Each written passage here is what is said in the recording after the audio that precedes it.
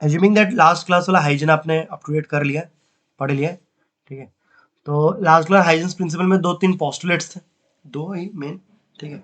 अब हमारा मेन काम है उसके कुछ ड्रॉबैक्स डिस्कस करना और उससे रिलेटेड कुछ और डिस्कशन करना, क्या है क्या ऐसा नहीं है। तो देखो एक मेन आइडिया जो रहता है कि ड्रॉबैक रादर, ठीक है। क्लास में देखे थे कि हम लोग हाइजेंस प्रिंसिपल में हम लोग जब भी ज्योमेट्रिकल कंस्ट्रक्शन वो अप्लाई करते हैं, मैंने बोला ही था Huygens principle is basically geometrical construction और कुछ नहीं। जो अप्लाई करते हैं तो एट सम टाइम टी कुछ एक वेव फ्रंट है जिसमें फेज है फाई, ठीक है। At a later time T मैंने टी प्लस डेल्टी के बाद जो नया वेव फ्रंट होगा उसको डिसाइड करने के लिए हम लोग को वो सेकेंडरी वेव फ्रंट्स लेकर उनका एनवेलप लेना पड़ता है, ठीक है। लेकिन मैंने एक चीज बार बोला था कि हाइजेंस प्रिंसिपल में सबसे मेजर ड्रॉबैक क्या है, हाइजेंस प्रिंसिपल डायरेक्शन के बारे में कुछ नहीं बताया। सॉरी भाई, रुक जाओ। तो चचा जी मेन आइडिया ये था कि मेन ड्रॉबैक ये था जो बोल रहे थे कि हाइजेंस प्रिंसिपल में डायरेक्शन के बारे में कुछ नहीं बोला गया, ठीक है। कि हम लोग जब लाइट रे ड्रॉ करते हैं तो ये लास्ट क्लास समझा ही रहा था, फिर से और एक बार बोलता हूँ। Suppose you have diverging light beam from left to right, ठीक है। तो इसके लिए वेव फ्रंट्स कैसे होंगे, वेव फ्रंट्स परपेंडिकुलर होता है हर जगह, तो you draw wave fronts like this, ठीक है। फैमिली ऑफ वेव फ्रंट्स, अगर ये ट्रैवल कर रहा है तो वही family of wave fronts shift करते रहेगा सामने की तरफ, ठीक है। अब बात है अगर लाइट रे का डायरेक्शन बस उल्टा कर दो, सुनो अच्छे से, लाइट रे का डायरेक्शन बस उल्टा कर दो मतलब कन्वर्जिंग बीम है but from right to left. पिछली बार क्या था, diverging beam from left to right, इस बार मैं बोल रहा हूं कन्वर्जिंग बीम है फ्रॉम राइट टू लेफ्ट। अच्छा इस केस में भी वेव फ्रंट का शेप क्या चेंज करेगा, नहीं, ठीक है। तो wave front diagram will still remain same, ठीक है। Now this creates a problem, ठीक है। नॉर्मली अगर वेव ऑप्टिक्स में हाइजेंस प्रिंसिपल में अगर रे का डायरेक्शन के बारे में कुछ बोला ही नहीं गया है, then how can you conclude just from a wave front diagram कि लाइट रे इधर जा रहा है ना कि इधर आ रहा है, आप कैसे बोल सकते हैं, बोल ही नहीं सकते। तो हाइजेंस प्रिंसिपल का सबसे मेजर ड्रॉबैक ये रहता है कि डायरेक्शनल डिपेंडेंस के बारे में कुछ बोला ही नहीं है, ठीक है। कि डायरेक्शन किधर है यार, लेफ्ट टू राइट है, राइट टू लेफ्ट है, किधर जा रहा है। Shape of the wave fronts मैं समझता हूं, बात में क्लियर है कि sir ray is perpendicular to wave front, लेकिन डायरेक्शन किधर है लाइट रे का, क्योंकि एनर्जी तो प्रोपोगेट एक ही डायरेक्शन में करता है। ये ड्रॉबैक लेकिन वेव ऑप्टिक्स में मैक्सवेल्स इक्वेशंस में नहीं है। मैक्सवेल्स इक्वेशंस मतलब इलेक्ट्रोमैग्नेटिक वेव का चैप्टर में रिकॉल करना, हम लोग ने एक पढ़ा था कि E cross with B is in the direction of speed of light, याद है।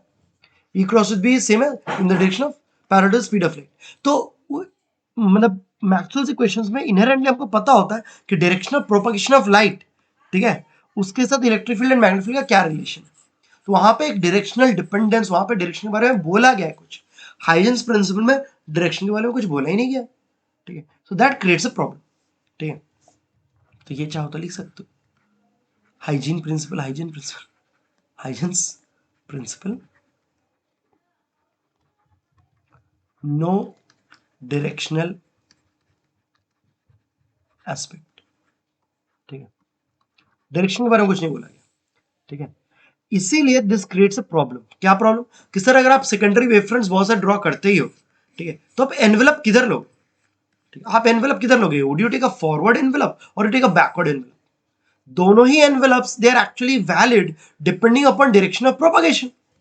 अगर लाइट रे इधर प्रोपगेट कर रहा है तो obviously you should take this wave front in future, लेकिन अगर लाइट रे इधर प्रोपगेट कर रहा था you should take this wave front in future. तो भाई दोनों वेव फ्रंट में कौन सा वेव फ्रंट लोगे, हाइजेंस प्रिंसिपल में इसके बारे में कुछ नहीं बोला गया, ठीक है। There is no directional aspect and that is like a drawback. तो इसको रेक्टिफाई करने के लिए, इसको मॉडिफाई करने के लिए ओवर द इयर्स लोगों ने कुछ कुछ मॉडिफिकेशन के हाइजेंस प्रिंसिपल में, ठीक है। वरना हाइजीन को खुद नहीं पता था, हाइजीन ने उसके बारे में टेंशन भी नहीं लिया, ठीक है ना, ओके। लेकिन लोग आके थोड़ा सा कुछ मॉडिफिकेशंस किए ताकि हाइजीन प्रिंसिपल को हम लोग एक्यूरेटली और अप्लाई कर पाए, ठीक है। तो वो सब काम बहुत सालों बाद हुआ। मतलब बोलते हैं कि हाइजीन अपना थियोरिटिकल ज्योमेट्रिकल आइडिया बहुत साल पहले दिया था, अबाउट लाइक 100 years अगो, उसके बाद आके लोगों ने उसको मॉडिफाई किया। तो यहाँ पे हल्का फुल्का ड्रॉ कर देते हैं। अगर आप वो सेकेंडरी सोर्सेज लेते हो जो कल को दिखा रहा था, मैं एक बार मेहनत से और एक बार डायग्राम कर ही देता हूँ, ठीक है। तो they will create their own wave fronts, secondary wave fronts. Secondary wave fronts को मोस्टली वेवलेट भी बोलते हैं मेरे ख्याल से, वेव का बच्चा, वेवलेट, वियर्ड लगता सुनने में, वेवलेट। एनीवेज व्हाटएवर, ठीक है भाई। If I start drawing all of them ना, हालत खराब आएगा यार। ठीक है, भावना को समझना तुम लोग, ठीक है। मैं सब ड्रॉ नहीं कर रहा हूँ यार, ठीक है ना। Each secondary source will create it secondary wave front, ठीक है। So there is a bunch of wave fronts, secondary wave fronts, बहुत सारे, ठीक है। As far as the envelope is concerned, envelope ये भी होगा, ओके ओके ओके ओके।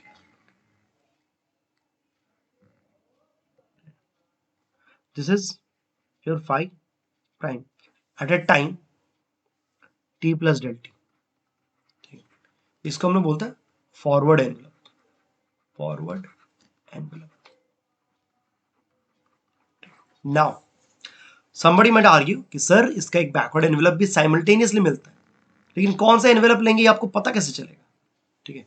तो as I said earlier, Huygens में इसके बारे में कुछ नहीं है, लेकिन हम लोग कुछ थोड़ा मॉडिफाई करते हैं, हम लोग कुछ कुछ आइडियाज और लेके आते हैं, हम लोग मतलब बाकी साइंटिस्ट लोग। बैकवर्ड एनवेलप, एनवेलप एनवेलप, तो बोला ये आता है कि सर जब भी आप एक पर्टिकुलर वेव फ्रंट को देख रहे हो, ठीक है, ओके, जैसे ये टी टाइम पे जो वेव फ्रंट है, ठीक है। अच्छा, पहला चीज, ये पूरा डिस्कशन हम लोग वैक्यूम में कर रहे हैं। In vacuum there will be a unidirectional propagation of light, ये चीज मैं पहले मेंशन कर दे रहा हूँ। देखो वैक्यूम में लाइट जब ट्रैवल कर रहा है, मतलब जब तक मीडियम चेंज नहीं हो रहा है, एक सिंगल मीडियम है वैक्यूम में लाइट से, ठीक है, direction of propagation of light is unidirectional, unidirectional propagation होता है, एक ही डायरेक्शन में प्रोपगेट करता है, ठीक है। लेकिन मीडियम चेंज होने पे दो चीज हो सकता है, आप लोग ये पढ़ लिया ऑलरेडी रे ऑप्टिक्स में। whenever there is a change in medium there will be partial reflection, partial transmission। Transmission हुआ तो अच्छी बात है, सामने बढ़ रहा है, लेकिन पार्शियल रिफ्लेक्शन मतलब क्या, पीछे भी जा रहा है।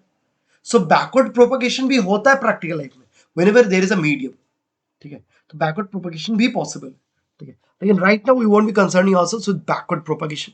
हम लोग वैक्यूम में अगर काम कर रहे हैं तो हमको पता है only forward propagation, unidirectional propagation ही पॉसिबल है, ठीक है।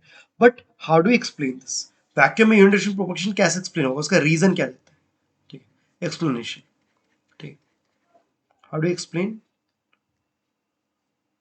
explanation is explain, ऐसे लिख दो, explain using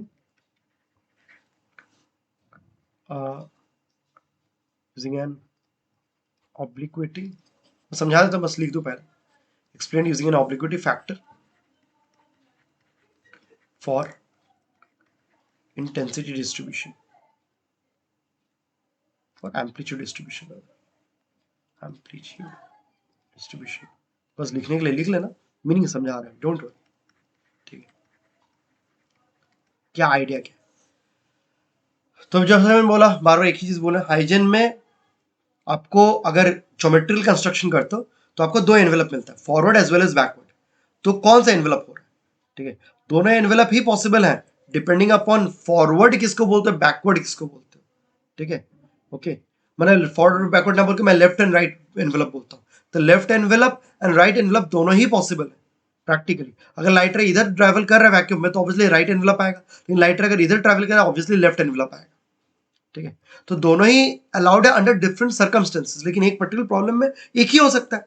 अगर वैक्यूम में लाइट रे ट्रैवल कर रहा है फ्रॉम लेफ्ट टू राइट तो ऑब्वियसली आपको फॉरवर्ड एनवेलप लेना चाहिए, लेफ्ट वाला envelope, backward envelope should not be taken, but what, ठीक है, हाउ डू एक्सप्लेन दिस। तो उसके लिए हम लोगों ने ये कुछ करामाती किया, कुछ साइंटिस्ट लोगों ने करामाती किया, they introduce something called the obliquity factor. इस पे काम किसने किया था पता है, देयर आर टू पर्संस, एक तो है कर्चॉफ जो आप लोग पढ़ते हो, वो बंदा भी इस पे काम किया था, and Fresnel, these two people most probably, हाँ यही लोग थे। वो लोग बहुत सालों बाद they deal with the mathematics of hygiene, and उन लोगों ने कुछ मॉडिफिकेशन किया। तो उन लोगों का मॉडिफिकेशन क्या है आप समझाता हूँ, ये क्या बोलना है चाहे। वो लोग ये बोलते हैं, मैं हाइजीन के बाद ये लोग नए साइंटिस्ट लोगों ने उन लोगों ने ये बोला कि सर अगर ये एक पर्टिकुलर वेव फ्रंट, जैसा पर्टिकुलर वेव फ्रंट, ठीक है, आप उसके एक पर्टिकुलर पॉइंट पे देख रहे हो, you are concern with the secondary source, ये आपका सेकेंडरी सोर्स है।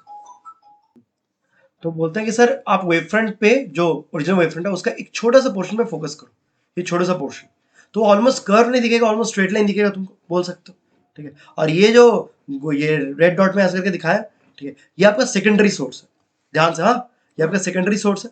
अब लोग ये बोलते हैं, ठीक है, कि सर ये जो सेकेंडरी सोर्स अपना सेकेंडरी वेव फ्रंट तैयार करेगा ना, उसके लिए सबसे पहले इस लोकेशन पे आपको एक डायरेक्शन ऑफ माने एक वेक्टर लेना पड़ेगा for denoting the direction of propagation, ठीक है। उन लोग के थ्योरी में हाइजेंस प्रिंसिपल को जो लोग मॉडिफाई करते हैं वो लोग ये बोलते हैं कि सर डायरेक्शन ऑफ प्रोपागेशन के लिए एक एक्चुअली यूनिट वेक्टर लो।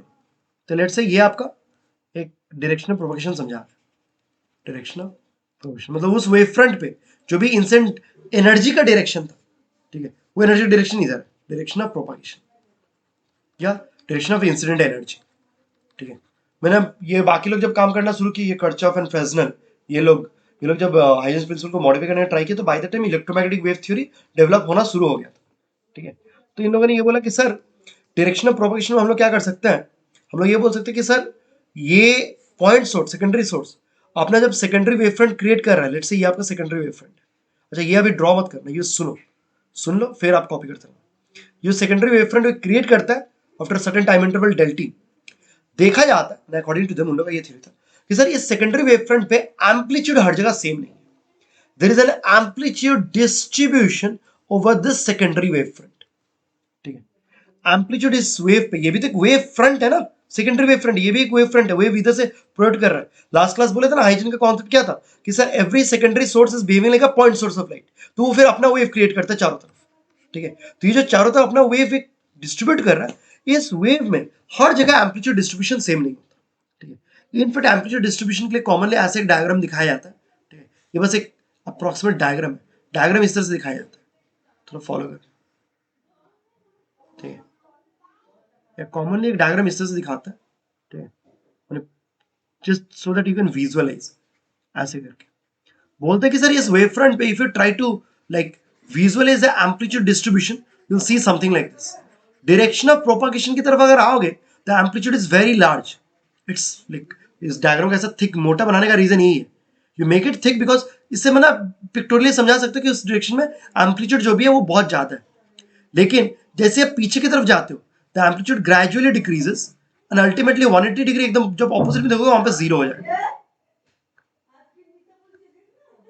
और ये जो एम्पलीट्यूड डिस्ट्रीब्यूशन है इसको मैथमेटिकली लगाने के लिए you need a factor, obliquity factor, ठीक है, यू नीड अ इक्वेशन। अब ये जो इक्वेशन लाया गया था ये डिराइव नहीं किया गया था, इट वाज लाइक एज्यूम्ड, इसलिए बुक में जैसे इसको बोलते हैं it is an ad hoc assumption, ठीक है। मेरे साइंटिस्ट लोगों ने एक एजम्पशन खुद से लाने का ट्राई किया कि लेट्स ब्रिंग दिस एजम्पशन, तो हो सकता है एक्सप्लेन हो जाए। तो देखा गया कि भाई इंट्रोड्यूसिंग दिस मैथमेटिकल फैक्टर एकदम you can get a correct explanation कि सिर्फ एक ही डायरेक्शन में क्यों लाइट प्रोपेगेट कर रहा है, ठीक है। दूसरे डायरेक्शन में आपको एनवेलप मिलेगा बट वहां पर कोई एनर्जी नहीं होगी, किस सेंस में समझाते हैं, ठीक है। उन लोगों ने बोला कि सर डायरेक्शन ऑफ प्रोपेगेशन से थीटा एंगल पे देखते हो, if you look at oblique direction, ठीक है, एक एंगल में देखते हो, ठीक है, ये डायरेक्शन ऑफ प्रोपेगेशन इधर, एक एंगल में अगर यहाँ पे देखते हो, यहाँ पे जो एम्पलीट्यूड आपको मिलेगा, ठीक है, let's say that is a, and direction of propagation में एकदम सामने जो एम्पलीट्यूड मिल रहा है let's say that is a not, A and A not के बीच में रिलेशन उन लोगों ने ऐसा दिया, उन लोगों ने बोला कि sir amplitude at an angle theta is obtained as A naught by 2 bracket में 1 प्लस कॉस थीटा। ये जो फैक्टर है ना A naught by 2 1 plus cos theta, इसी को बोला गया था ऑब्लिक्विटी फैक्टर, ठीक है, दिस एंटायर एक्सप्रेशन, ठीक है। तो उन लोगों ने एक बड़ा सारा इक्वेशन किया, उस इक्वेशन में कहीं ना कहीं ये फैक्टर उन लोगों ने डाला, ठीक है। आप लोग मैथ में डिफरेंशियल इक्वेशंस किए होंगे कुछ लोग, ठीक है, तो कुछ आप लोग सुने हो इंटीग्रेटिंग फैक्टर, कुछ लोग का हुआ है integrating factor, e to the integration of p dx, हाँ मोस्ट प्रोबेबली। तो वो करते क्यों है पता है ना, सो दैट आप उसको सिंप्लीफाई कर पाओ, लेकिन इक्वेशन वो लगाने के बाद इक्वेशन सिंप्लीफाई हो जाता है, देखिए मतलब मुझे जहां तक मैथ्स याद है यही रहता है, कौन से अटैच दैट फैक्टर उसके बाद वो इक्वेशन मतलब सिंप्लीफाई हो जाता है, फॉर्मेट में आने लगता है, ठीक, यही चीज उन लोगों ने किया, ठीक है, मतलब तुम लोग के लेवल पे ऐसे ही समझा सकता हूँ, ठीक है, उन लोगों ने मैथ्स में क्या किया, दे इंट्रोड्यूस अ फैक्टर कि भाई इस फैक्टर को लेके आता ना तो शायद सिंप्लीफाई हो जाए, शायद हम एक्सप्लेन कर पाए।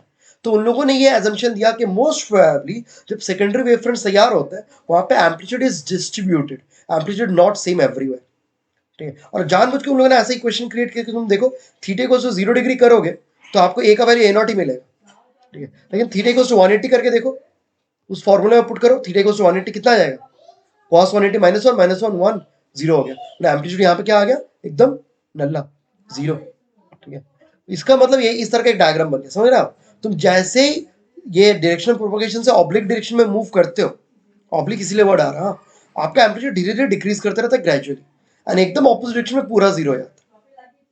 अब ऐसे सेकेंडरी वेव फ्रंट जब बहुत सारे मिलकर सुपरपोज होंगे, ठीक है, ये जो ऊपर के डायग्राम में जो कल को मैं कर रहा था ना एनवेलप, अच्छा एनवेलप क्यों लेते हैं, what is the physical significance of envelope, मैंने जिस चीज को हाइजन बता रहा था कि कंसीडर द एनवेलप, उस चीज को मैथमेटिकली हम लोग बोलेंगे कंसीडर द सुपरपोजिशन। ठीक है, कल को आपने बस एनवेलप बोल दिया, लेकिन एनवेलप एक्चुअली है क्या, मतलब why you are taking the envelope, envelope is mathematically taking superposition of different waves, superposition of secondary wave fronts, secondary wave fronts. और सुपरपोजिशन प्रिंसिपल तो ये तो फंडामेंटल चीज है, इलेक्ट्रिक फील्ड मैग्नेटिक फील्ड आएगा तो तुम तो सुपरपोजिशन प्रिंसिपल ही लगाते हो ना, इंडिविजुअल इलेक्ट्रिक फील्ड को ऐड कर दो, तो बात यही है। ठीक है, तो वो एनवेलप लेने का जो ज्योमेट्रिकल प्रोसेस है, it is actually reflecting the superposition in our mathematical equations. कितना गजब का चीज है, हाइजन ने को सुपरपोजिशन के बारे में हो सकता पता भी ना हो, उसने लेकिन ज्योमेट्रिकली इमेजिन किया, and that later corresponded to the superposition principle. ठीक है, तो यही बात है कि जब बहुत सारे ऐसे सेकेंडरी वेव फ्रंट सुपरपोज करेंगे ना, अल्टीमेटली फॉरवर्ड जिस डायरेक्शन में प्रोपगेशन हो रहा है उस डायरेक्शन में एनर्जी बचेगा, पीछे के डायरेक्शन में एनर्जी रहेगा नहीं। ठीक है, मतलब if you take a backward envelope, मतलब डायरेक्शन प्रोपगेशन लेट्स से इधर left to right, forward envelope में ही आपको एनर्जी मिलेगा, बैकवर्ड एनवेलप ज्योमेट्रिकली मिलेगा but it won't carry any energy net, since वो एक नेट एनर्जी कैरी नहीं करेगा, लोग बोलेंगे सर उस डायरेक्शन में प्रोपगेशन नहीं हो रहा।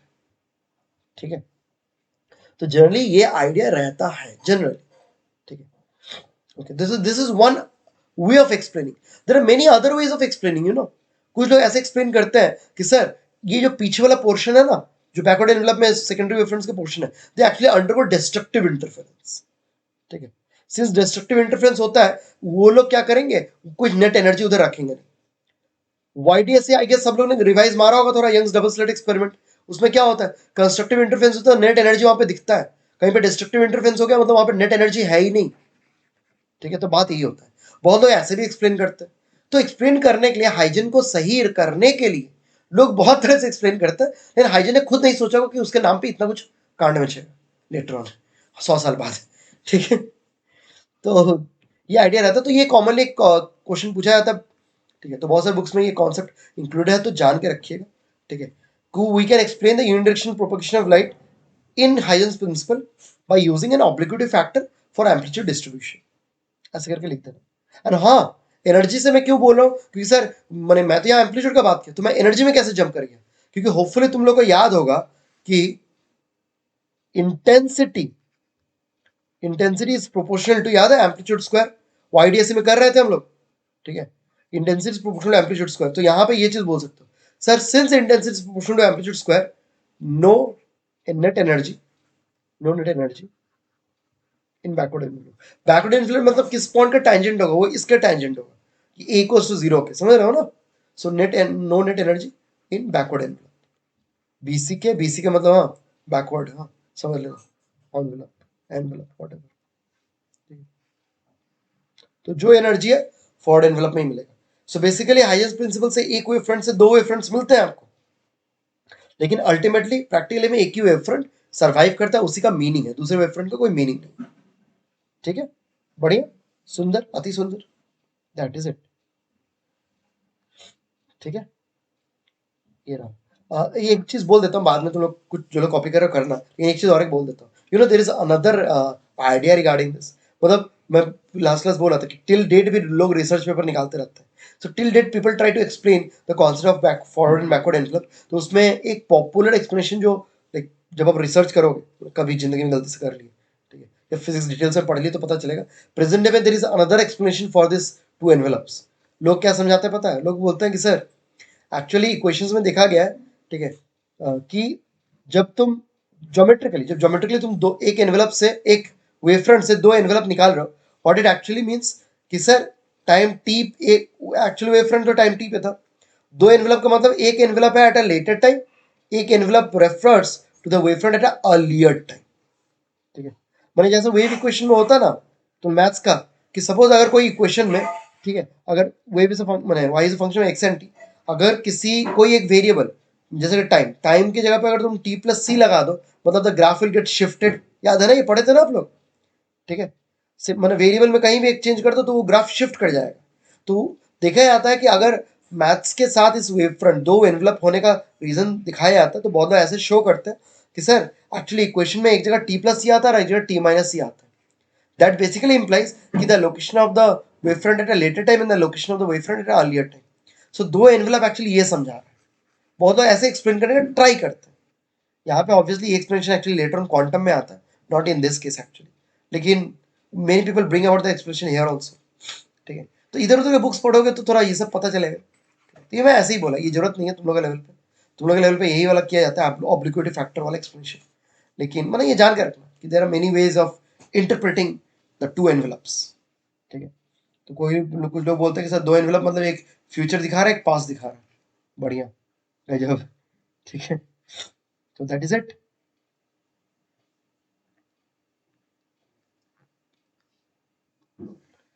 तो नेक्स्ट हम जाता है यूजिंग हाइजेंस प्रिंसिपल। अब वही बात आता है, लोग इतने सालों बाद भी इसको सही ठहराना क्यों चाहते हैं? क्योंकि सर हाइजेन के through you can explain reflection and refraction. और सोचो उस जमाने में जब लोग को इलेक्ट्रोमैग्नेटिक थ्योरी का कोई आइडिया भी नहीं था, still people could explain reflection phenomena using Huygens just by geometry. तो वो लोग मजा आ गया उन लोग को कि सर आप लॉ ऑफ रिफ्लेक्शन डिराइव भी कर पा रहे हो। ठीक है, यूजिंग हाइजेंस प्रिंसिपल, मतलब क्या गजब का ज्योमेट्री है। ठीक है, ऐसे ऐसे ही सुनोगे नहीं कि वो ज्योमेट्री मैंने पुराने टाइम में geometry was so held high. नहीं, ज्योमेट्री बहुत बड़ी टॉपिक है ना, लोग कर लिए थे बहुत कुछ ज्योमेट्री के थ्रू। ठीक है, तो रिफ्लेक्शन ये अदर इसको सब टॉपिक देता है एप्लीकेशन, एप्लीकेशन ऑफ हाइजीन।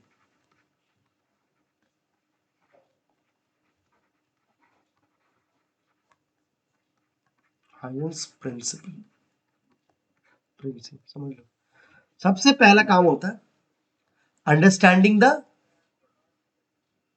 क्या बोल रहे हो यार, कैसे? ए बाकी लोगों को सुनाई दे रहा है कि सबको अटक रहा है? सबको अटकने लगा तो बोलना, तो मैं चेंज करूंगा। मैं चेंज मतलब फिर से रिजॉइन कर। ठीक है, तो सबसे पहला पार्ट होता है ना understanding how can even explain reflection by geometry. ठीक है, कि रिफ्लेक्शनल फिनोमेना कैसे हो सकते हैं, ज्योमेट्री से पहले एक्सप्लेन करना। Second will be moving into the derivation. पहले जो मैं अभी करूंगा that will involve huge amount of diagrams. आप लोग चाहो तो अभी मत करो, मैं बताऊंगा, बेस्ट वही होगा, मत करो कुछ कॉपी, थोड़ा बस फॉलो करो, सो मत जाना, बस फॉलो कर।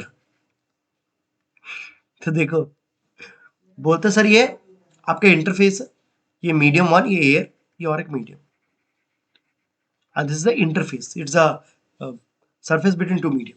अच्छा, मैं अभी बोला बैकवर्ड एनवेलप का कोई सिग्निफिकेंस नहीं है if you are concern with the propagation in vacuum, क्योंकि वैक्यूम में यूनिडायरेक्शनल प्रोपगेशन होता है, लिखा था मैंने। लेकिन जब मीडियम आता है then things can change, there can be a forward as well as a backward envelope. तो देखो, सपोज अपन का लाइट रे ऐसे आ रहा है, दिस इज लाइट रे लाइक दिस, पूरे एक बीम आ रहा है, a parallel beam of light rays।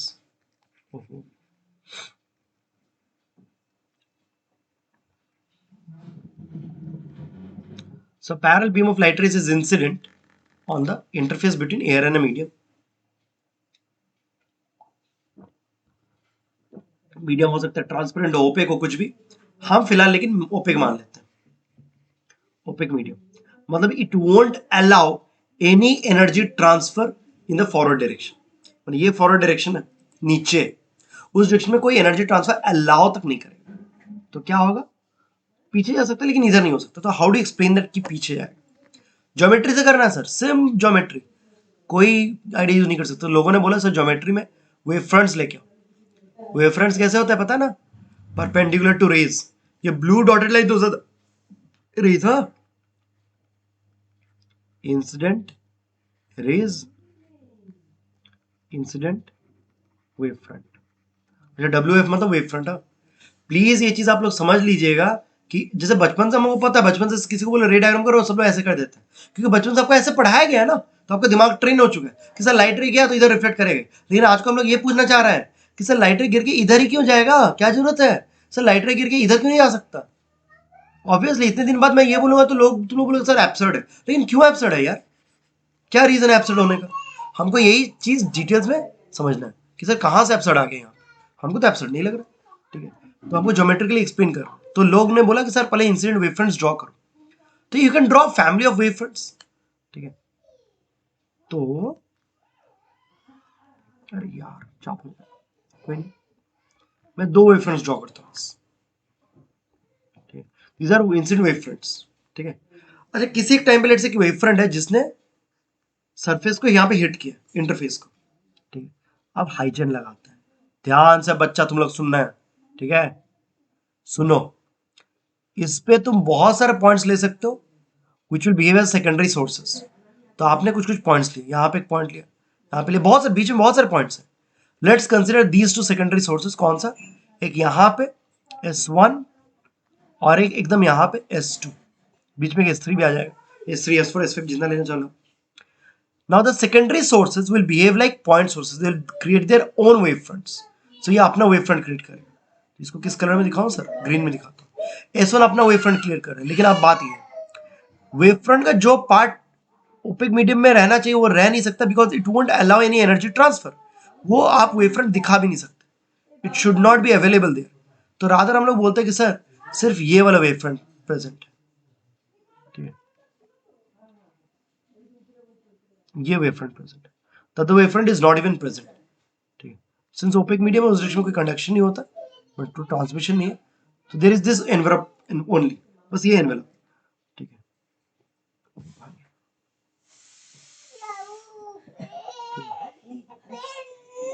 And एक चीज बताओ, यहाँ पे डायग्राम कैसे करूँ,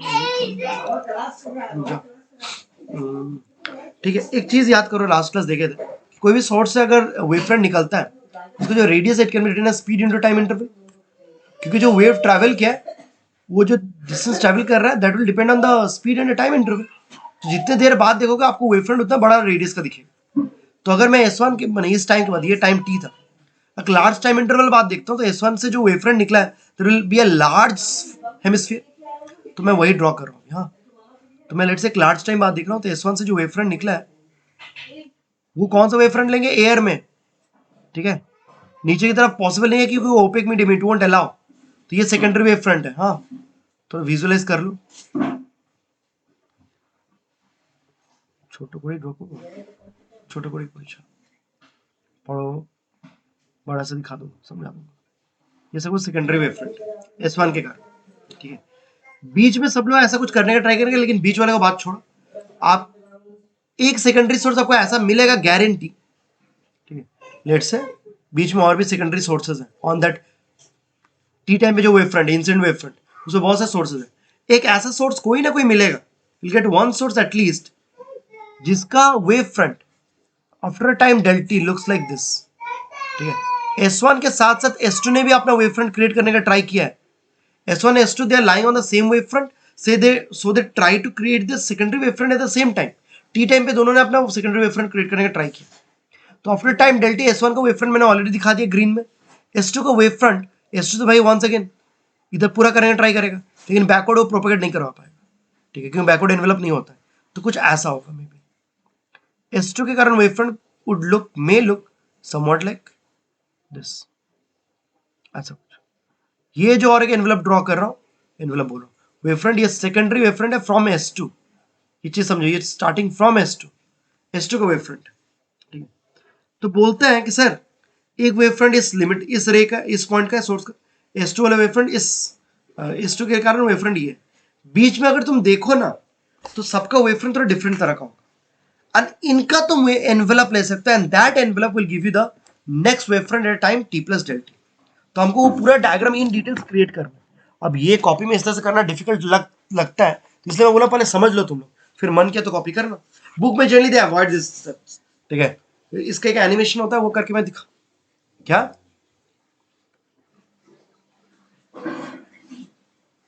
वही चीज ना, मैं क्या बोला अभी तक, बैकवर्ड और फॉरवर्ड, मैंने बेसिकली तुम्हें S1 के लिए बोल सकता है, S1 का एक सेकेंडरी, एक सिंगल पॉइंट सोर्स लेके सोचो, S1 एक सिंगल सोर्स है बस, ठीक है, फॉरगेट द वेव फ्रंट जिसके ऊपर ये था। अब सिंपल बात है, ये इस डायरेक्शन में प्रोवाइड करवा ही नहीं सकता क्योंकि ओपेक मीडियम, ठीक है, ये एनर्जी ले नहीं सकता। तो हम लोग इसमें फिर से बोलेंगे कि सर इसके वेव फ्रंट पे, ठीक है, इसके लिए फॉरवर्ड डायरेक्शन यही बन जा रहा है बेसिकली, इसी डायरेक्शन में एनर्जी ट्रांसफर करवा सकता है। तो हम लोग बोलते हैं कि सर आप उसके लिए वो वेव फ्रंट का पार्ट लो जिधर एनर्जी ट्रांसफर पॉसिबल है, ठीक है। तो हम लोग बोलते हैं कि सर S1 जो अपना वेव फ्रंट क्रिएट करने का ट्राई कर रहा है, उसका वेव फ्रंट ये हेमिस्फेरिकली रह जाएगा, ये नीचे वाला स्फीयर आएगा भी नहीं, बिकॉज उस डायरेक्शन में एनर्जी ट्रांसफर ही अलाउड नहीं है, ठीक है, वो एकदम पूरा ओपेक मीडियम है, ठीक है। तो हम लोग इस तरह से आइडिया लगाते हैं कि सर एक्चुअली S1 के साथ जो वेव फ्रंट है कंप्लीट ये होना चाहिए था सेकेंडरी वेव फ्रंट, लेकिन उसका बस वो पार्ट रिटेन करके रखेंगे। तो तुम इस तरह से आर्ग्यू कर सकते हो कि सर S1 के लिए फॉरवर्ड डायरेक्शन अब ये रह गया, S2 के लिए फॉरवर्ड डायरेक्शन लेकिन अभी भी यही है, स्टिल डाउन। S2 के लिए फॉरवर्ड डायरेक्शन अभी भी नीचे है, S1 के लिए फॉरवर्ड डायरेक्शन ऊपर हो चुका है, ठीक है। तो ये चीज, तो सिर्फ दो वेव फ्रंट से हमको पता नहीं चलेगा, हमको इंटरमीडिएट बहुत सारे वेव फ्रंट्स देखने, ठीक है, इंटरमीडिएट सोर्सेज का। तो कंप्लीट डायग्राम जब देखते हो ना तब अच्छे से क्लियर होता है कि नेक्स्ट टाइम रिफ्लेक्शन होगा कि नहीं होगा। तो रुक जाओ, मैं बाकी बीच में जो होगा उसके लिए क्या होता है एक बार दिखाता हूँ। इट्स वेरी इंटरेस्टिंग कि जो बंदा बीच में होता है ना, मैंने S1 S2 के बीच में, ठीक है, तो उन लोगों के लिए क्या होता है। तो लेट्स से चलिए यहीं पे दिखा देता हूँ। ये वेव फ्रंट है time t, incident wave front, इस पे हमने एक सोर्स लिया और यहाँ पे medium,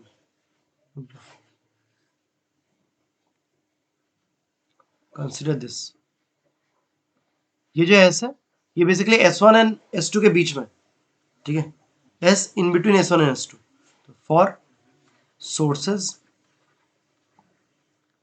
between S1 and S2।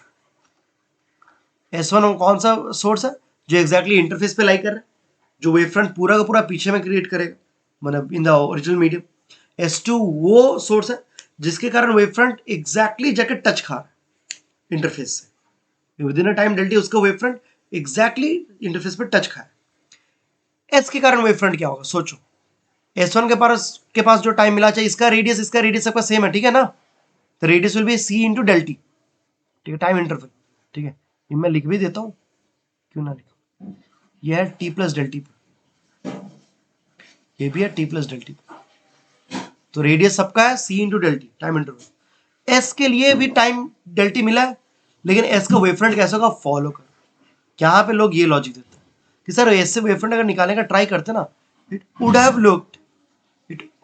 Looked may be like this, may be ऐसा दिखता था, ठीक है,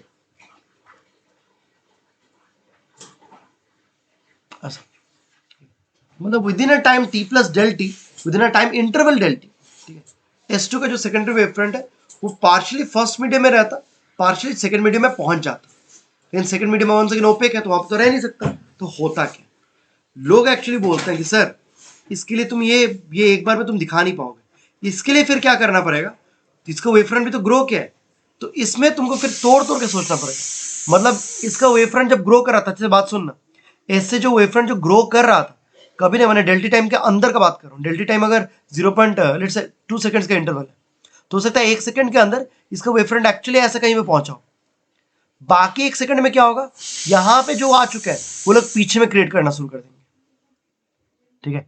मैंने secondary wave front, secondary sources के बाद में आप टर्शियरी सोर्सेज ले रहा हूं, ठीक है, ओके। हम बोला जा रहा है अगर 2 सेकंड का इंटरवल के बाद तुम देखना चाहते हो कि सेकेंडरी वेव फ्रंट कहां पे है, लेकिन तुम देख रहे हो कि तो 2 सेकंड के अंदर वो ऑलरेडी कुछ पार्ट सेकंड मीडियम में चला आ रहा है, तो आप एग्जैक्टली बोल नहीं पाओगे। तो इसका मतलब क्या करना पड़ेगा, उस टाइम इंटरवल को तो और तोड़ना पड़ेगा इनटू 2 स्मॉलर पोर्शंस, ठीक है। सपोज 2 सेकंड को तुम तोड़ लिया 1 सेकंड में, 1 सेकंड पे देखे कि लेट्स से इसका वेव फ्रंट एग्जैक्टली टच किया, अब इसका वेव फ्रंट जो टच किया 1 सेकंड के अंदर, इसके सोर्सेज, इसके सरफेस पे कुछ सोर्सेज लो, और ये जो सोर्स है now he will create in the next one interval, 1 second interval, he will create an wave front in the opposite direction, वो इधर प्रोपेगेट नहीं कर पाए।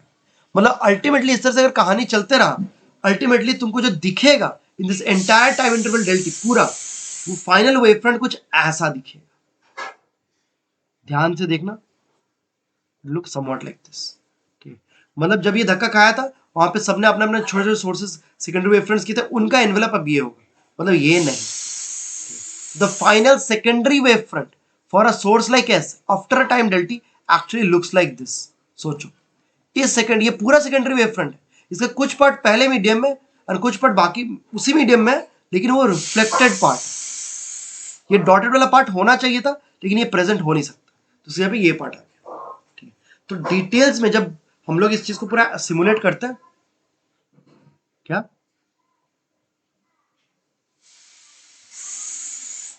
हेलो बोलो,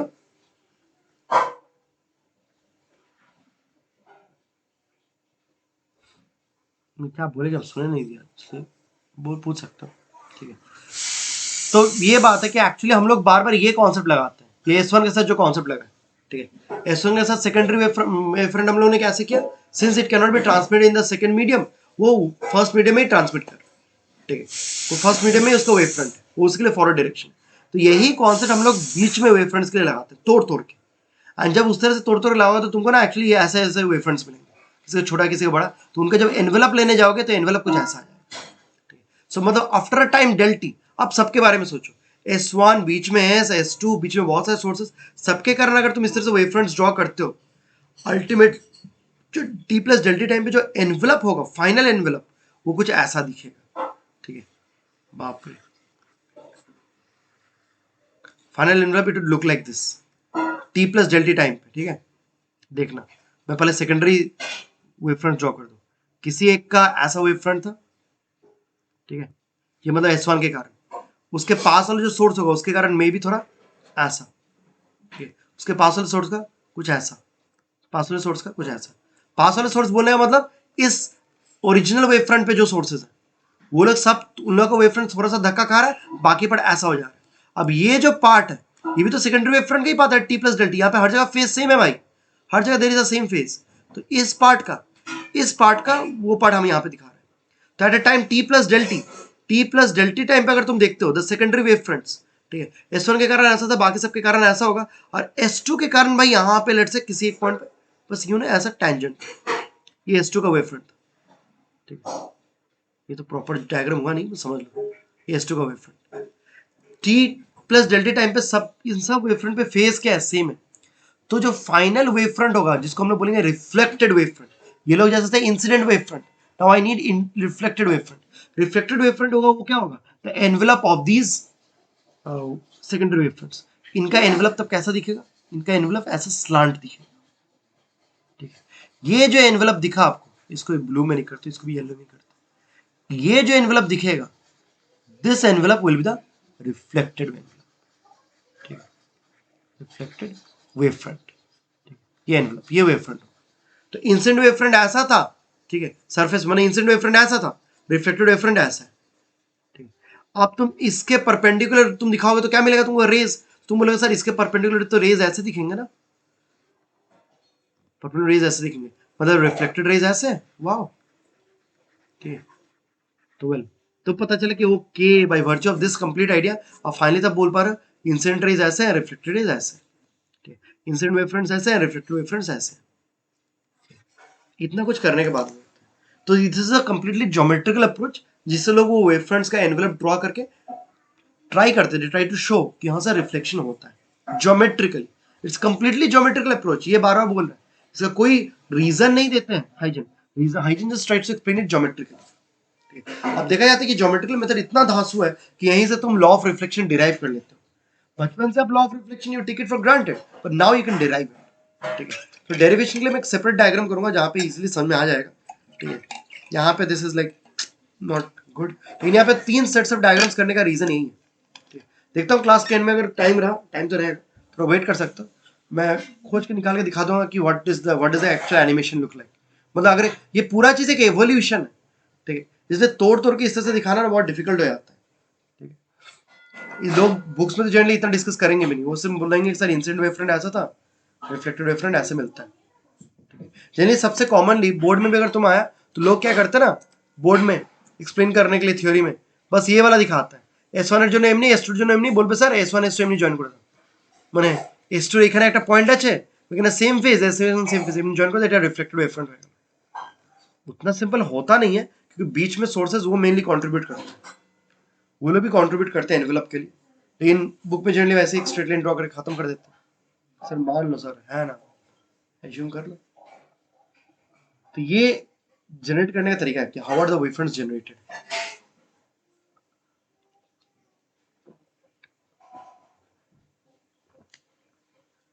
ओके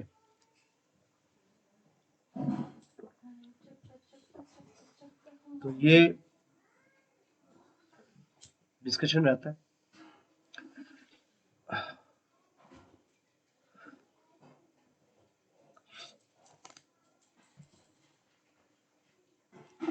और एक तरीका होता है लोग समझाने के लिए, एक बेस्ट चीज जो करते हैं, दिस अनदर वे जो कि जनरली सिमुलेशन में समझ में आता है। दे अवॉइड दिस डिस्कशन। वो लोग बोलते हैं कि सर जैसे ही नेक्स्ट वेव फ्रंट फिर आएगा उसका जो यहाँ पे बॉटम पॉइंट हिट करेगा, मतलब अभी इसने हिट किया तो यहाँ पे ऐसा बना, ये वेव फ्रंट ट्रैवल करके जब यहाँ पे आएगा फिर उस वो फिर जनरेट करेगा, फिर यहाँ पे आएगा वो जनरेट करेगा। तो लोग इस यहाँ पे एनवेलप ऐसे समझाते हैं। तो this is another way of understanding, ठीक, कि वो एनवेलप कैसे आ रहा है। तो बेसिकली ये सब आइडियाज रहते हैं।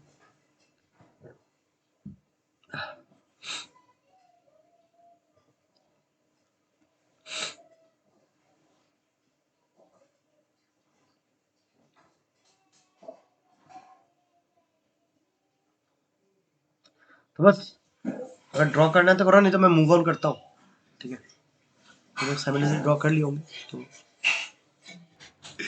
चलो सर शुरू करते हैं। तो नेक्स्ट जो पार्ट है, नेक्स्ट पार्ट है अच्छा, हम लोग को इसका डेरिवेशन कि लॉ ऑफ रिफ्लेक्शन जो होता है I=R, जो 1 सेकंड बचपन से we take it for granted, उसको हम लोग यहाँ से डिराइव करते हैं। सो जो डेरिवेशन टेक्निक है that is again novel, novel corona virus की तरह नॉवल, नया मेथड है, हमको बहुत पसंद आता है ये चीज। तो लेट्स टॉक अबाउट इट। तो अल्टीमेटली जब तुमको डेरिवेशन पूछेंगे ना, तुम ये वाला डायग्राम करना है जो मैं इस स्लाइड में कर रहा हूँ। लास्ट स्लाइड वाला किया जस्ट फॉर मुझे डिटेल्स में समझाने के लिए हो क्या, व्हाट इज अ ज्योमेट्री। इस जमाने में कोई बैठ बैठ के वो ज्योमेट्रिकल पूरी डायग्राम करता नहीं है, लेकिन करो तो पता चल जाता है। तो जो भी है स्टार्ट करते हैं। तो थोड़ा फॉलो करना।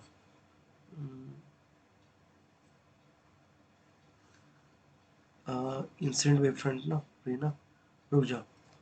तो लेट से ये इंसिडेंट रे है,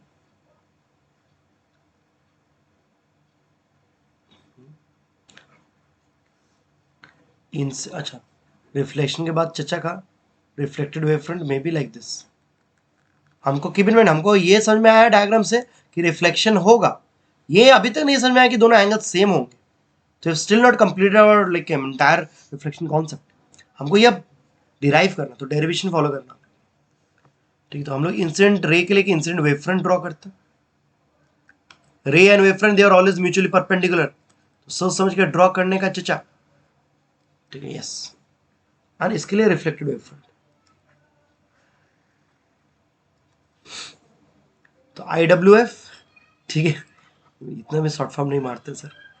incident WF and reflected W, ठीक, 90 पे 90 पे। अच्छा ये टाइम t पे है, this is time t, this is time t plus del t. अच्छा अब तुम लोग बताओ, खुद सोचो, सर रे तो एक नहीं है, there can be multiple raise.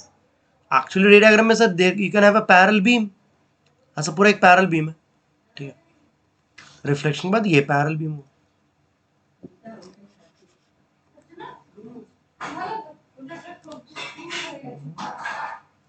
ना सुनिएगा, आप 2 नहीं 3 नहीं, बीच में 4-5 जितने बीम्स लेने, पैरेलल रेज लेने लो। अच्छा सब लोग जब इंसिडेंट वेव फ्रंट पे थे, किसी एक टाइम पे all the rays were on the incident wave front, सबका फेस सेम था, एंड एक ही टाइम पे they will reach the reflected wave front, right. All the wave fronts will reach the reflected wave front at the same time, same time interval. मतलब अच्छे सुनिएगा, मैं अगर इस पॉइंट ए से लेके बी तक जाता हूं उसमें जो टाइम इंटरवल लगेगा, एंड सी से लेके डी तक जाता हूं उसमें जो टाइम इंटरवल लगेगा वो क्या होना चाहिए, same. So in terms of wave fronts हमने ये समझा कि रिफ्लेक्शन होगा, लेकिन अब मैं बोल रहा हूं if you are moving between two wave fronts, obvious बात है ये वेव फ्रंट टी पे, ये पूरा wave front T plus del T पे। So if you take any two corresponding points, मतलब ए टू बी लेते हो या सी टू डी लेते हो, सबके बीच का टाइम इंटरवल क्या होना चाहिए, सेम। तो एक मेन कॉन्सेप्ट यहां पे निकल के आता है कि सर ऑल रेज या any ray any ray between two given वेवफ्रंट्स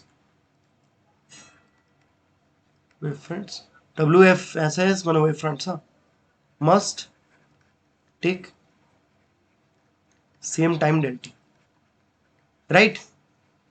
यहां तो किसी को डाउट है, दिक्कत है तो पूछो, ठीक है। ये सबका फेज टाइम टी पे, इस वेव फ्रंट पे सबका फेज चेंज हुआ टी प्लस डेल्टी टाइम पे, वो लोग सेम वेव फ्रंट पे, इस वेव फ्रंट पे, ठीक है। तो किसी भी रे के अलग मूव करो, टाइम इंटरवल सबके लिए क्या होना चाहिए, same, must take the same time interval delta t, interval same होना चाहिए। लेकिन एक चीज नोटिस करो, for all these rays they are hitting at different points, ये लोग डिफरेंट पॉइंट पे हिट कर। Now for these two wave fronts, ये एक end point, let's call it X, and ये एक पॉइंट वाई, ये दोनों पॉइंट्स फिक्स्ड है। इन दोनों पॉइंट के बीच के जो डिस्टेंस है एल, लेट्स से उसको एल बोलते हैं, ये एल भी फिक्स्ड है।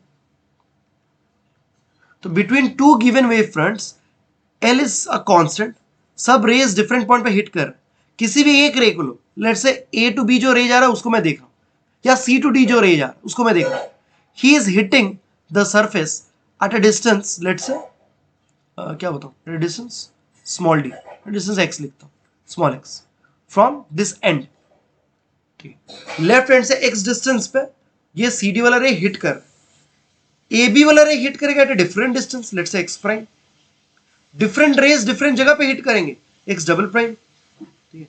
सब लोग डिफरेंट जगह पे हिट करेंगे, लेकिन सबके लिए टोटल टाइम क्या है सर, टोटल टाइम सबके लिए सेम है। तो इससे हम लोग ये कंक्लूजन निकालते हैं, सुनिए, all the rays they hit at different point, मतलब सबके लिए एक्स डिफरेंट है, x is different for different rays, ठीक है, because all the rays are hitting at different points.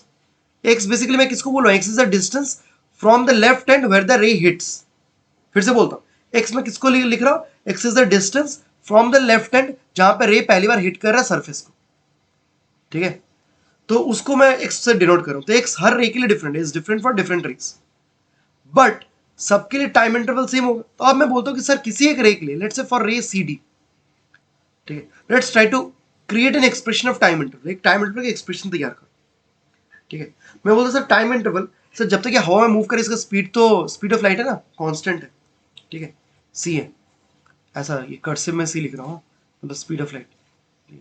तो बोलते हैं सर स्पीड टाइम इंटरवल क्या होता है, डिस्टेंस बाई स्पीड, तो बोलते हैं सर डिस्टेंस बाई स्पीड करते हैं।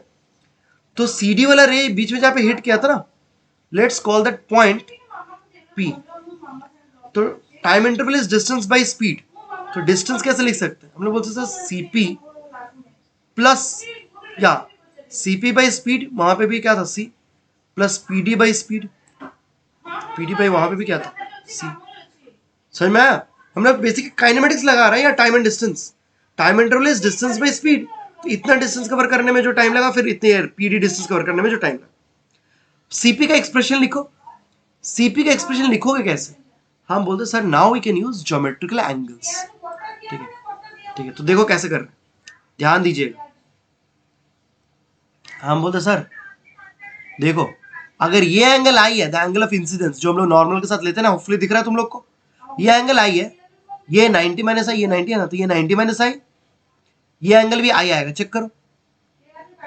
नेक्स्ट, एंगल ऑफ रिफ्लेक्शन अगर आर है, हमको नहीं पता आई एन आर सेम है, मेरे ख्याल से आर में भी डिफरेंट, तो अगर ये एंगल ऑफ रिफ्लेक्शन आर है, तो फिर से नोटिस करो in this big triangle PDB triangle, देखो ये 90 है, ये आर, तो ये 90 माइनस आर, तो ये कितना आएगा आर, मतलब रे का जो एंगल नॉर्मल के साथ है, वेव फ्रंट का एंगल हॉरिजॉन्टल के साथ है। रिपीट, रे का जो एंगल नॉर्मल के साथ है, वही एंगल वेव फ्रंट का हॉरिजॉन्टल के साथ। Ray makes an angle i with normal, a wave front makes an angle i with horizontal, ray makes an angle r with normal, wave front makes an angle r with horizontal. Geometrically हमने ये check किया।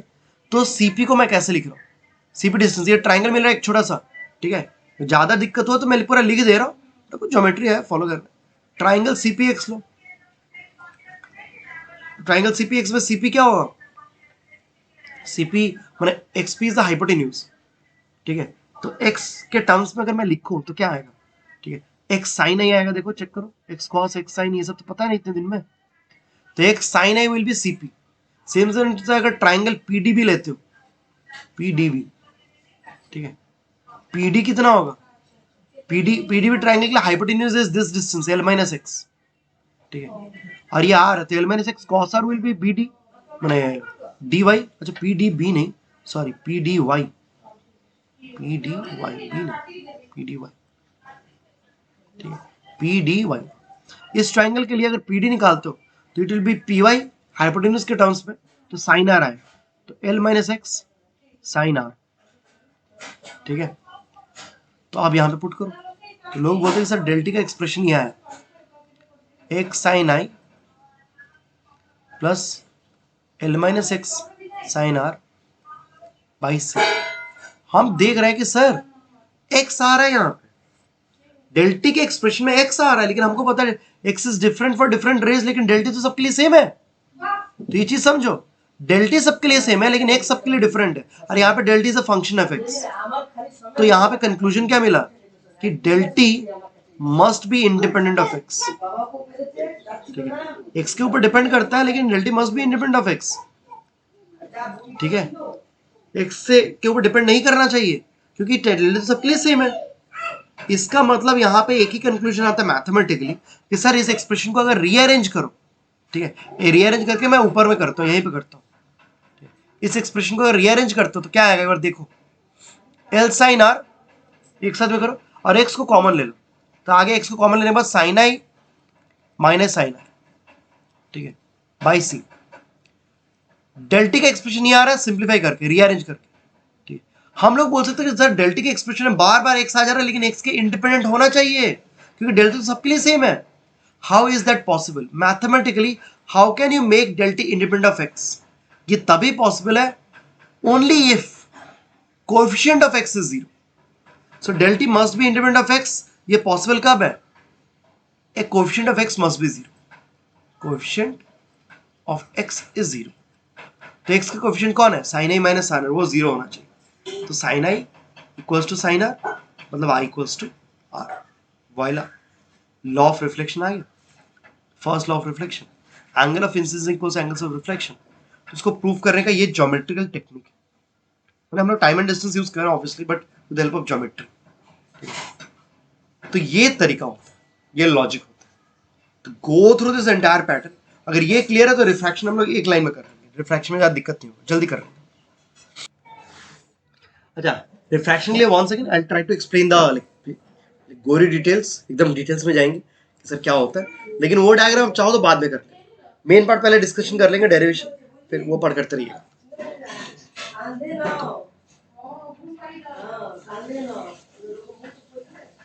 Refraction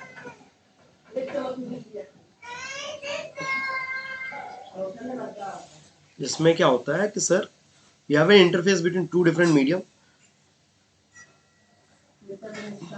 sir straight line में क्या जा रही है sir आपको,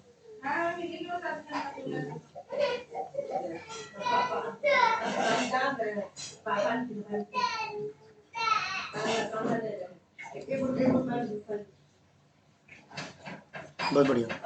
इस बार देखो क्या होता है, you take up incident ray, ठीक है, लेट्स से ऐसा एक इंसिडेंट रे,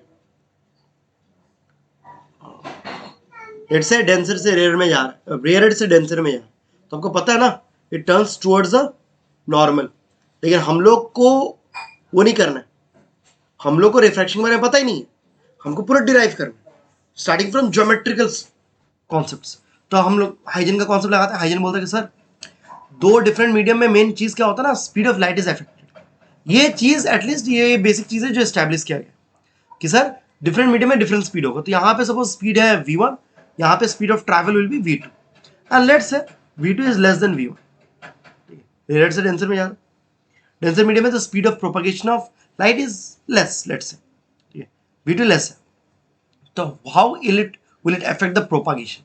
तो हाइजन सबसे पहले अपना वेव फ्रंट ड्रॉ करते हैं सर, ये इंसिडेंट वेव फ्रंट इसे ड्रॉ किया, ठीक है, इनका इंसिडेंट वेव फ्रंट वही है, you can draw bunch of wave fronts like this, आगे पीछे बहुत सारे वेव फ्रंट्स ड्रॉ कर लो, ठीक है, एंड इसके बाद क्या होता है फॉलो कीजिएगा फिर से पिछले बार की तरह, टेक सोर्सेस, यहाँ पे एक सोर्स, बीच में चाहो और सोर्स ले लो, जितना लेना है फ्री में सोर्स लो, ठीक है। तो incident ray, incident wave front, जो आसपास लिखना है मैं बाद में लिख दूंगा, अभी लिख देता हूँ, इंसिडेंट वेव, और यह है incident. Obviously you can draw bunch of rays and a bunch of wave fronts, मैं एक ही ड्रॉ करूँ, एक रे एक वेव, ठीक है। And these red dots, these are the secondary sources. Now here comes the nice thing. सब लोग ध्यान से अच्छे से सुनिए, ये जो सेकेंडरी सोर्स है S1, it will create its own wave front and that wave front will propagate with a speed of light and all, जो भी है in that medium, और उसका रेडियस होगा c into t, ऐसे लिखते थे ना हम लोग लास्ट टाइम, ठीक है। ये टी टाइम पे, हाँ ये टी टाइम पे, हम लोग टी प्लस डेल्टी, डेल्टी टाइम इंटरवल बात देखने वाले। अब प्रॉब्लम ये होता है जब यहां से वेव फ्रंट्स ग्रो करेंगे, when you try to draw spherical wave front, इस बार second medium is conducting, conducting मतलब ट्रांसपेरेंट मीडियम, ओपेक नहीं, it will allow transfer of energy.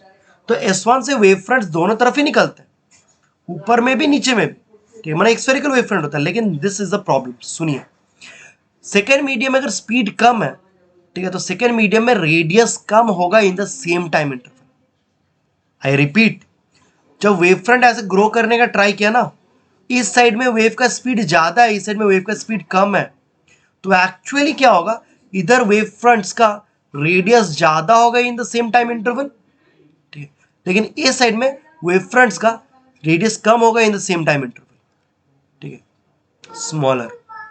Your entire wave front में लुक समवॉट लाइक दिस, ये wave front, ये पूरा ही secondary wave front है due to S1। So no more do you have a secondary wave front like this. हम लोग hygiene का जो पहला क्लास से डायग्राम किया लास्ट क्लास से और अभी स्टार्टिंग में किए, वो सब हो रहा था वैक्यूम में यार। आप स्फेरिकल वेव फ्रंट चुपचाप ड्रॉ करते रहे थे, लेकिन आप डिटेल्स में नहीं सोच रहे थे, क्योंकि ये सिंपल बात है, एक पॉइंट सोर्स से लाइट हर डायरेक्शन में प्रोवाइड कर रहा था विद द सेम स्पीड, तो सेम टाइम में सेम रेडियस बनेगा, इसलिए ना स्फेरिकल था। स्फेरिकल ही वेव फ्रंट क्यों होता है, रीजन तो ये होता है ना कि एक पॉइंट सोर्स से अगर लाइट रे किसी भी डायरेक्शन में निकल रहा है, हर डायरेक्शन में सेम स्पीड है, ठीक है, सेम टाइम इंटरवल में सेम डिस्टेंस होगा, सेम रेडियस होगा, बस सेम फेज डिफरेंस पे अगर आपको एक लोकस ड्रॉ करना है, आपको स्फीयर मिलेगा। लेकिन इस बार क्या हो रहा है, इस बार अगर इसको डिटेल्स में समझना चाहो, you can start like this. सब लोग देखिएगा, किसी को लोग को अगर कंफ्यूजन हो रहा हो, चलो मैं और एक तरह से समझाता हूँ, ठीक है। डिटेल्स में रे लेते हैं, ये रे and wave, this is very crude diagram, this is not a good diagram, लेकिन चलो लेते हैं। S1 is a secondary source, वहां से एक रे उधर जा रहा है ऊपर में, एक रे इधर जा रहा है, लेकिन तुमको पता है V इक्वल्स टू लैम्डा, आपने बचपन से सुना है sir, frequency source dependent, frequency medium के ऊपर डिपेंड नहीं करता, लेकिन मीडियम के ऊपर कौन डिपेंड करता है, स्पीड एंड वेवलेंथ, याद है ना, मीडियम डिपेंडेंट। तो दोनों मीडियम में अगर स्पीड डिफरेंट है, दोनों मीडियम में वेवलेंथ भी क्या होगा, डिफरेंट, ठीक है। तो पहले वाले मीडियम में स्पीड ज्यादा है, तो पहले वाले मीडियम में वेवलेंथ भी ज्यादा है। सेकंड वाले मीडियम में, मतलब नीचे में जो रे जा रहा है, उसका स्पीड कम है, उसका वेवलेंथ भी कम है, छोटे छोटे वेवलेंथ हो, समझ में आ रहा है। तो द सेकेंडरी सोर्स से जो लाइट रेज निकल रहा है, they would look like this, ठीक है। अगर वन टू वेव करके दिखाने का ट्राई करो, it would look like this. Now comes the main concept, sir wave front किसको बोलते हैं, locus of points having same phase. अच्छा, इतना बेसिक आइडिया तुम लोग को, होपफुली जो लोग वेव फेज पढ़ लियो, कि सर अगर वन कंप्लीट वेव हुआ तो फेज चेंज कितना होता है, 2 पाई, और एक कंप्लीट वेव अगेन 2 पाई। तो अगर मैं स्टार्टिंग में जीरो फेज पकड़ता हूं, तो यहां तक आओगे तो फेज एंगल क्या हो जाएगा, 2 पाई, यहां तक आओगे तो कितना हो जाएगा, 4 पाई। अब ये आइडिया ऊपर में लगाने का ट्राई करो जरा तुम लोग, ट्राई एक बार ट्राई करो, इस वेव के लिए जो ऊपर में निकल के ट्रैवल कर रहा है, लेट्स कंसिडर 2 कंप्लीट वेव्स, जैसे कि सोर्स से स्टार्ट हुआ, यहां तक एक कंप्लीट वेव, और फिर घूम के ऐसे करके ये और एक कंप्लीट वेव, तो 2 कंप्लीट वेव हुआ, तो यहां पे फेज होगा 4 पाई। लेकिन यहां पे फेज 4 पाई कब तक हो जाएगा, ये 2 पाई यहां से इतने देर में, तो वहां पे फेज चेंज 4 पाई हो रहा है with in a large distance, यहां पे फेज चेंज 4 पाई हो जा रहा है with in a small distance, ठीक है। अब तुम सोचो, ठीक है, अगर इतने छोटे डिस्टेंस में फेज चेंज हो गया 4 पाई का, तो तुमको क्या स्फीयर सेम रेडियस का मिलेगा दोनों जगह, लगता है तुमको मिलेगा क्या, नहीं मिलेगा, ठीक है। तो अब समझ में आ गया सबको कि एक्चुअली वेव फ्रंट ऐसा दिखेगा चचा, टी प्लस डेल्टा टाइम में your wave front would actually look like this, ठीक है। समझे बात, समझ में आ गई, ठीक। आई होप समझ में आ गई, किसी को डाउट है तो पूछो। तो मेन चीज ये बताते हैं कि इस बार वेवफ्रंट्स कुछ ऐसा दिखता है, ठीक है। तो वंस यू अंडरस्टैंड कि हाँ सर ऐसे वेवफ्रंट्स होते हैं, तो आप देखो फॉरवर्ड एनवेलप में ये फॉरवर्ड वेवफ्रंट में ये वेवफ्रंट आ रहा है नीचे वाला सेकंड मीडियम में, ठीक है, और वहां पे एक बैकवर्ड है। अच्छा इस बार बैकवर्ड एनवेलप का एग्जिस्टेंस है, क्योंकि तुमको भी पता है जो मैं स्टार्टिंग में ही बोला था, whenever there is a change in medium, बचपन से पढ़ाया गया, there is partial reflection partial transmission. तो बैकवर्ड में जो एनवेलप होगा ना, जैसे ये वाला, ठीक है, इस वेवफ्रंट के कारण बाद में अगर मैं एक एनवेलप ड्रॉ कर पाया, that will actually refer to the reflected wavefront, तो उसका वजूद है, दैट मीन्स समथिंग, उसको इग्नोर नहीं मार सकते, ठीक है, वहां पे एनर्जी ट्रांसफर हो सकता है। लेकिन हमको अभी ट्रांसमिटेड रे से मतलब है, हमको रिफ्रैक्शन से मतलब है। और रिफ्रैक्शन किस चीज को बोलते थे याद है ना, बेंडिंग ऑफ लाइट रेज। तो हमको मेनली ज्योमेट्रिकली समझाने कि सर बेंडिंग क्यों, स्ट्रेट क्यों नहीं निकल जा सकते सर, मतलब रिफ्रैक्टेड वेवफ्रंट एकदम स्ट्रेट क्यों नहीं मिलेगा, बेंड क्यों मिलेगा, तो वो समझाने के लिए हम लोग को करना है, ठीक है। अब देखो S1 एक बंदा है यहाँ पे, ठीक है, जो ऑलरेडी मतलब ये डेल्टा टाइम में ये वेवफ्रंट तैयार किया। इस वेवफ्रंट का जो रेडियस होगा, ठीक है, रेडियस का बात करेंगे वो कितना होगा, V2 डेल्टी होगा। इसका अगर मैं रेडियस लिखता हूँ R2, R2 को कैसे लिख सकते हैं, V2 डेल्टी, ठीक है ना, ओके। अच्छा यहाँ पे एक सोर्स लो S1, ठीक है, और S1 भी सेम टाइम पे अपना वेवफ्रंट क्रिएट करना, सॉरी नॉट S1, S2 बोलो सर, S1 S2 दोनों सेम टाइम पे सेम वेवफ्रंट पे थे ना स्टार्टिंग में, दोनों सेम टाइम पे अपने सेकेंडरी वेवफ्रंट्स क्रिएट करने का ट्राई किया, ठीक है। सेम टाइम के अंदर S1 ने ऐसा अद्भुत एक वेवफ्रंट तैयार किया, S2 का वेवफ्रंट लेट से ऐसे ही, मैंने S2 का मैंने लोकेशन ऐसे ही लिया है कि by the next time interval del t he is able to create a wavefront which is just touching the interface ये टाइम। हो तो नहीं रहा है, मतलब भावना को समझ लेना तुम लोग। So T plus del t, yes, so at a time T plus del t out of all दो सेकेंडरी सोर्सेस ऐसा एक सेकेंडरी सोर्स तो होगा गारंटी, जिसका सेकेंडरी वेवफ्रंट इंटरफेस को जस्ट टच किया, ठीक है। Now what about in between, in between क्या हो, इन बिटवीन जो सोर्सेस है उनके साथ क्या हुआ होगा, ठीक है। तो अगर एक मैं इमेजिन करेंगे ट्राई किया तो देखो क्या होगा, इन बिटवीन जो सोर्सेस होंगे, कैसे दिखाऊं फिर से और एक डायग्राम, चलो करते हैं मेहनत करके, ठीक है, छोटा सा करेंगे इसमें, ठीक है।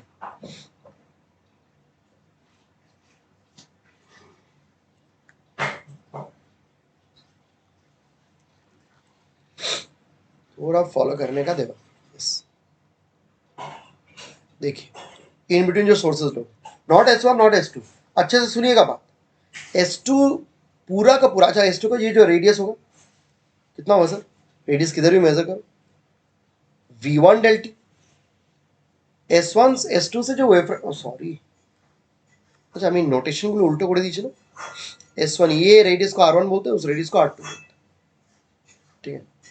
R2 S2 के साथ लिया हूँ, but it is because of travelling in the first medium, तो वहां पे स्पीड V1 है और यहाँ पे स्पीड V2 है, ठीक है, ध्यान रखना। हाँ, R1 R2 बस नाम है उस रेडियस का, लेकिन R1, तो मैं यही बोला था, S1 ने अपना जो वेव फ्रंट करने का ट्राई किया ना, ठीक है, उसका वेव फ्रंट मतलब पूरा डेल्टी टाइम के लिए is present in this second medium, पूरे डेल्टी टाइम के लिए उसने ट्रैवल किया इन द सेकेंड मीडियम, और यहाँ पे पूरे डेल्टी टाइम के लिए इसने ट्रैवल किया इन द फर्स्ट मीडियम।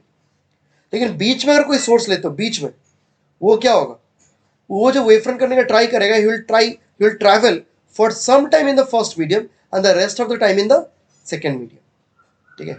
इसका वेव फ्रंट तो कुछ ऐसा हो जाता है, इन लोगों का वेव फ्रंट ना कुछ इस तरह का होता है, देखो इसका वेव फ्रंट डेल्टी टाइम में ऐसा होना चाहिए था, मे बी इस wave front should have look like, लेकिन ऐसा हो नहीं पाएगा।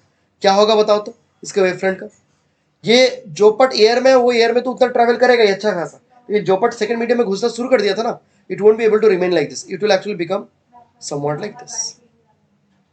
बुझते पारली, I know it's weird, but details में डिराइव करो समझ में आएगा। मैंने जैसे S1 के लिए किया ना उस तरह से, पर जितने देर के लिए एयर में ट्रैवल किया जो पोर्शन, वो तो भाई हाई स्पीड पे ट्रैवल कर, तो same time it is covering a larger distance, a larger radius. लेकिन S2 से जो पोर्शन सेकेंड मीडियम में एंटर करना शुरू कर दिया, it is travelling a smaller distance, क्योंकि स्पीड कम चुका है, ठीक है। इसका जो कंप्लीट वेव फ्रंट होगा it would look like this red anvil, ये जो रेड में कलर का ड्रॉ करो, ये कंप्लीट वेव फ्रंट है at a time T plus del t coming from S2, coming from this S। S कहाँ पे, S1 और S2 के बीच में, ठीक है। ओके, तो प्लीज ये चीज समझो, ये रेडियस और ये रेडियस डिफरेंट है, मैंने ये साइज, ठीक है। सेकेंडरी वेवफ्रंट में ये साइज बड़ा है, ठीक है, ये साइज छोटा है, क्योंकि इसको तो कम टाइम मिला है ना। वन सेकेंड तुम खुद को ऐसे समझा सकते हो, सर डेल्टी को दो पार्ट में तोड़ो, डेल्टी वन एंड डेल्टी टू। पिछली बार मैंने जैसे समझाया, डेल्टी वन टाइम लगा इसको इसके सरफेस पे हिट करने के लिए, उतने देर तो ये भाई यहाँ पे ये पॉइंट हाई स्पीड से ट्रेवल किया, V1 से ट्रेवल किया। लेकिन जैसे ही बाकी का टाइम आया, बाकी का टाइम ये पॉइंट के कारण जो टर्शियरी सोर्सेज होंगे फिर से they will travel with a smaller speed. वहाँ से जो वेव फ्रंट होगा वो लोग स्मॉल स्पीड से ट्रैवल करेंगे, तो वो लोग ज़्यादा एक्सपैंड कर नहीं पाएंगे, ठीक है। तो ऐसे जो वेव फ्रंट आ रहा है मीडियम 2 में, उसका साइज छोटा है क्योंकि कम टाइम के लिए ट्रैवल किया है। लेकिन S1 से जो वेव फ्रंट आया वो कंपेरेटिवली लार्जर साइज का है, क्योंकि इसने पूरे डेल्टी टाइम के लिए ट्रैवल किया, ठीक है। इतना आइडियाज, ये सब आइडियाज को अगर कंबाइन करके देखोगे तो क्या होगा अल्टीमेटली पता है बाबा, আর কোথায় ড্র করব আমি খেপে যাচ্ছে। Ultimately you'll see something like this. मैं सेकंड, मुझे तो सेकंड मीडियम से मेनली कंसर्न है ना, मैं सेकंड मीडियम में दिखा रहा हूँ। सेकंड मीडियम में you'll find the secondary wave fronts like this. किसी एक का इतना बड़ा था, किसी का थोड़ा छोटा, किसी का और छोटा। छोटा क्यों हो रहा है समझ में आ रहा है ना, क्योंकि इन लोगों को टाइम नहीं मिला ना ज़्यादा, ठीक है। और अल्टीमेटली यहाँ पे एकदम छोटा, और फिर यहाँ पे somebody is tangent like this, ये हो गया S2, एकदम वो होता। अच्छा, T प्लस डेल्टी पे ये जो ट्रैवल किया इन सबका फेज लेकिन सेम है, इन सबका फेज सेम है, तो भाई एनवेलप कौन सा होगा, ये वाला, ये, हाँ, ये एनवेलप,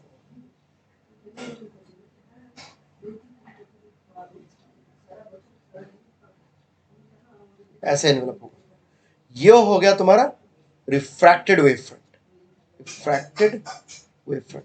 अब तुम एक चीज कंपेयर करो दोनों के बीच में, इंसिडेंट वेव फ्रंट का एंगल हॉरिजॉन्टल के साथ एंड रिफ्रैक्टेड वेव फ्रंट का एंगल हॉरिजॉन्टल के साथ डिफरेंट है, दिख रहा है, they have different angles, same angle पे नहीं है, ठीक है। तो ये बात क्लियर, ठीक है। तो इसको अब मैं यहाँ ये डायग्राम को और अच्छे से करके अब यहाँ पे डिराइव कर लेंगे लॉ ऑफ रिफ्रैक्शन हम लोग, ठीक है। लेकिन पहले ये चीज फील कर लो, ठीक है। अच्छा, इसके परपेंडिकुलर लाइट रे ड्रॉ करोगे तो ऑटोमेटिकली वो बेंड दिखेगा। Refracted wave front since it's tilted eight a different angle, इसका परपेंडिकुलर जो रे होगा, ठीक है, ऐसे करके वो डिफरेंट एंगल पे होगा। तो दिस एक्सप्लेन्स रिफ्रैक्शन कि geometrically you can create a refracted रे इजीली।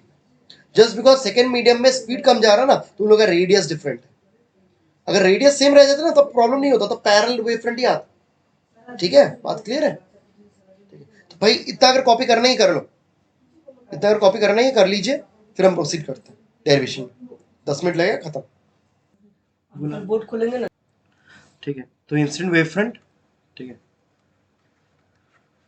इंसिडेंट वेव फ्रंट भाई एक रे लो। अच्छा, पिछले बार की तरह सब लॉजिक सेम है कि एक वेव फ्रंट से जब दूसरे वेव फ्रंट में जाओगे, time interval must be same for all rays, ठीक है। तो एक ये है, और सेकेंडरी वेव फ्रंट हम लोग का जो ऐसा है वो इस तरह का है, कुछ तो टिल्टेड है। पिछली बार तुम देखे तो मतलब लाइट रे कुछ ऐसा होगा इसके परपेंडिकुलर, ठीक है। मतलब लाइट रे हैज बेंट, रिफ्रैक्शन हुआ है, ठीक है। तो ज्योमेट्रिकली हम लोग कंक्लूड कर पा रहे हैं। एंड बेसिक चीज देख लेना, सर ये एंगल आई तो ये एंगल भी आई 90 है, ये एंगल आर तो चचा ये एंगल भी आर, ठीक है। ये पॉइंट है x, this point is y. तो not just for this ray, CD ray के लिए नहीं, किसी भी रे के लिए time interval must be same, ठीक है। टाइम इंटरवल का लेकिन एक्सप्रेशन निकालना है इस बार, बट टाइम इंटरवल बार बार it is same for every ray. अच्छा, वंस अगेन एक्स से ये जो पॉइंट है ना जहां पे ये हिट किया है, उस डिस्टेंस को एक्स लेता है एंड बाकी डिस्टेंस एल माइनस एक्स, पूरा चीज पिछले बार की तरह। We are going to use the same concept, same logic, ठीक है। कि sir not just for CD ray, कोई भी रे इन बिटवीन लो, ठीक है। सब लोग एक्स और वाई के बीच में ही है, लेकिन सबके लिए एक्स डिफरेंट होगा, लेकिन सबके लिए टाइम इंटरवल भी सेम होगा। तो सोचो यहाँ पे एक रे लेते हो, यहां से यहां जाने में जो टाइम ये ले रहा है, यहां से ये यहां जाने में टाइम सेम ले रहा है। And how is this possible, because sir ऊपर वाले मीडियम में स्पीड डिफरेंट है, नीचे वाले मीडियम में स्पीड डिफरेंट है, तो घूम फिर के सब लोग सेम टाइम ले लेंगे, ठीक है। ओके, तब हमको यही डिस्कस करना है। तो डेल्टा का एक्सप्रेशन निकालते हैं। डेल्टा का एक्सप्रेशन क्या होगा, डिस्टेंस बाई स्पीड।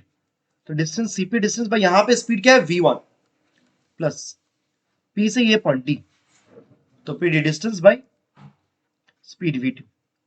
ठीक है, CP का फिर से लिखोगे तो भाई वो x के टर्म्स में आएगा, x sin I, तो x sin I by V1 plus PD L minus x, यहाँ पे ट्रिग्नोमेट्री करना, यहाँ पे देखो कैसा आ रहा है, एक ट्राइंगल बन रहा है ना, L minus x sine R by V2। Once again same logic कि sir del t must be independent of x, क्योंकि डेल टी हर एक रे के लिए सेम है, हर एक रे के लिए एक्स डिफरेंट है, लेकिन डेल टी सेम आना चाहिए, तो डेल टी के एक्सप्रेशन में अल्टीमेटली एक्स रहना नहीं चाहिए। ठीक है, तो डेल टी इज, उसको रीअरेंज करो, l sine r by V2 plus x common ले लो, sine i by V1 minus sine r by V2, बस। आप फिर से बोलोगे अगर del t is independent of x, मतलब coefficient of x must be 0।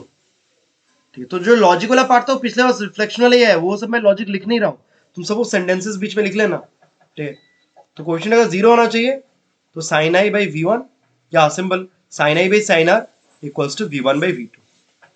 अब तुमको पता है सर V1 बाई V2 को क्या कर सकते हो, एब्सोल्यूट रिफ्रैक्टिव इंडेक्स डिफाइन कैसे किया गया, C बाई V ना, तो बेसिकली ये क्या हो जाएगा, this expression will become sine i by sine r V1 by C by V2 कर लो। ठीक है, ओके, तो C by V2 will become μ2 and V1 को डिनोमिनेटर में लेके आओगे तो वो μ1 हो जाएगा।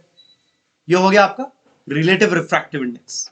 ठीक है, साइन आई बाई साइन, बस यही आपका है स्नेल्स लॉ, हेंस प्रूव्ड।